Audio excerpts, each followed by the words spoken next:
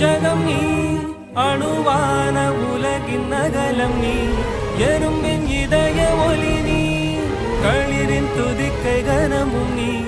ஆயிரம் கை உண்டென்றால் நீ ஒரு கை தரக்கூடாதா